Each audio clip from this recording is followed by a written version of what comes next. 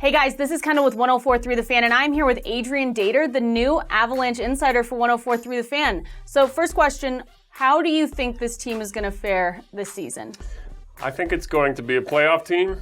I think it's going to be a team that finally finishes a little further ahead than 8th place, which has been the finish of the last 2 seasons.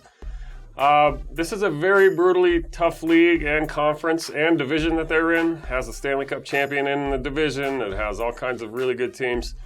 So it's not going to be easy. Nothing's easy in hockey, but I do think this is the best Avalanche team probably in the last, I would say, 20 years on paper.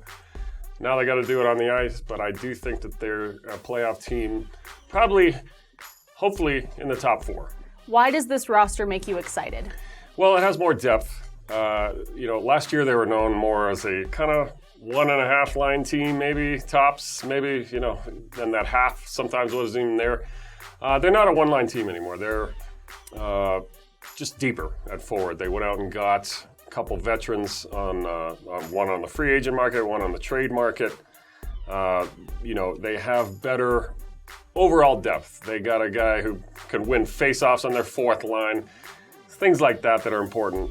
That they haven't always had. So I think the forward depth is what makes this team a much more exciting team to think of in the long term than last couple previous Avalanche teams. Do you believe that the Avalanche will have the league's best power play? Well, they might. They have a great one on paper. I mean, they have, Cale Makar, who's going to be a rookie phenom in this league. He's already gotten his feet wet in the playoffs last year, and he certainly showed a lot of promise with that appearance. He's running the power play now in place of Tyson Barrie. I think this is going to be a good thing in the long run. Nathan MacKinnon is the other guy on the point, kind of being a rover there a little bit. And then down low, they've got Nazem Kadri, who's a new addition, about a 30-goal scorer in his career at times.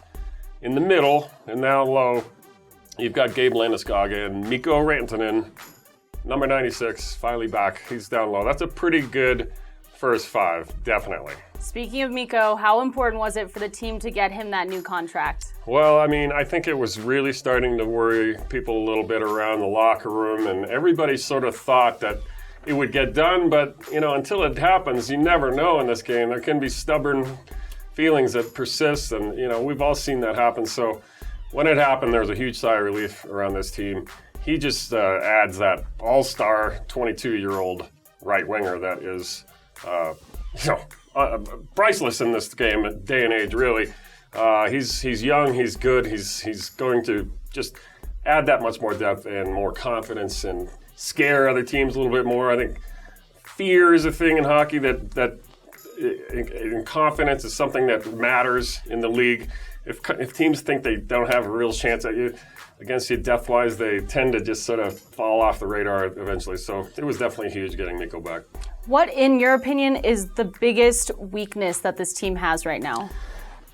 Well, I think that the weakness that still maybe we think exists will be proven to be not a weakness soon. But going into the season, we still don't know quite what the second line is. We have a new player, Nazem Kadri, at center, coming to a new conference. We have Tyson Jost, who has been, a 10th overall draft pick, but who has not gotten there to fulfill his potential yet on the second line left wing. And you have a guy who's sort of not proven himself yet either in the NHL, Andrei Burakovsky.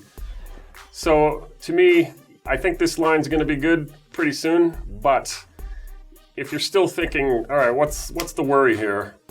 It's probably that second line still. Do you give predictions? Well, I do. They're usually wrong. What do you predict for this team this season? I'm going to go ahead and say they finish second in the division, which should be good enough. Would be good enough for a top 4 placement in the playoffs. So could easily win it. I'm going to stay safe, though, and go second place right now. I'm going to say 100 points. Finally home ice in the first round of the playoffs, something we haven't seen in 11 years. Wow, so they're looking pretty good to you this season. I think so. They're a little bit of the trendy hot pick among the NHL media. But I've seen this team every day the last couple of years, and I think that the hype is warranted. Great. Well, thank you so much for sitting down with us, Adrian. We're so excited to have you on the team. Guys, make sure to go to 1043thefan.com to check out all our latest and new content.